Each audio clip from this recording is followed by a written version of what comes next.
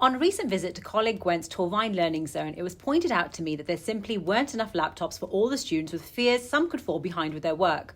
I went away from that visit with a feeling that I must do something, and that's exactly what I did. I reached out to my good friends at Sony and managed to secure a very generous donation of 20 laptops for the students. I am incredibly grateful to Sony for assisting me in this campaign and for donating the laptops, which will go a long way in helping current and future students at Colleague Gwent. It was a great privilege to meet Vlad recently, a brave and inspirational woman who fled war-torn Ukraine and has made Newport her home. Vlad has taken over the Lamb pub in the city and has turned it into a roaring success.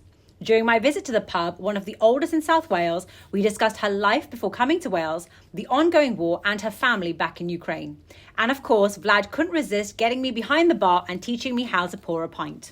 Something tells me I haven't got quite what it takes to run a bar, but I look forward to seeing the pub go from strength to strength under Vlad's management. Youngsters at Libanus Primary School in Blackwood put me through my paces not too long ago when I dropped in ahead of their visit to the Welsh Parliament.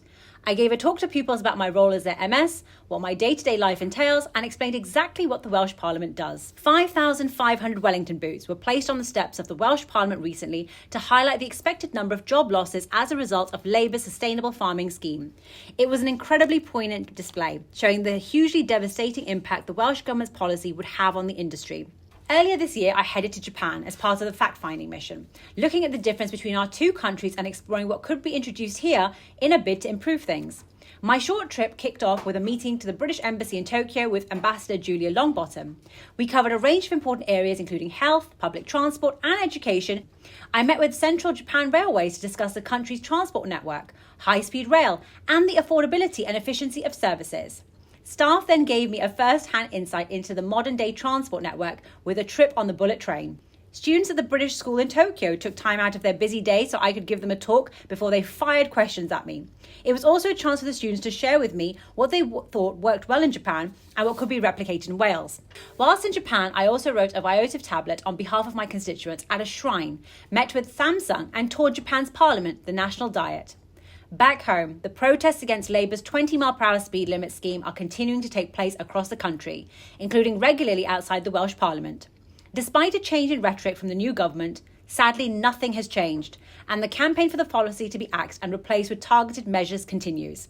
As well as all of that, I joined the panel for a special edition of Newsnight in Abergavenny, where we discussed Labour's incredibly poor record in Wales, took part in a fantastic International Women's Day event involving local school children, caught up with the Motor Neuron Disease Association to find out about their latest work, met with the team behind the vital NHS 111 Press 2, and welcomed a group of Welsh TikTok content creators to the Welsh Parliament for a special event.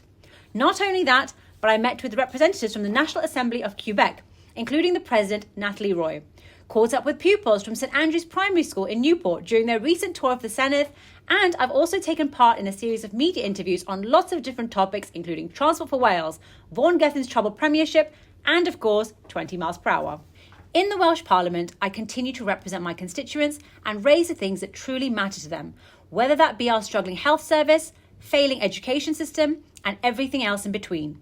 Last month, I took part in the vote of no confidence in the First Minister Vaughan Gething, which was passed following months of scandal and controversy. I worry the longer the current First Minister remains in office, the more damage we will be doing to Welsh democracy.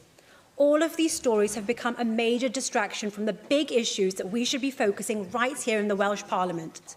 The people of Wales deserve better than this from their First Minister.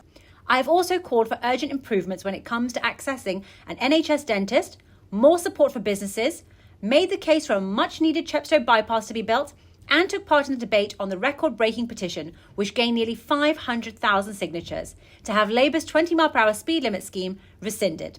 As ever, if there's anything I can ever do to help, please do not hesitate to get in touch by emailing natasha.asghar@senedd.wales or by calling 01633 215 138.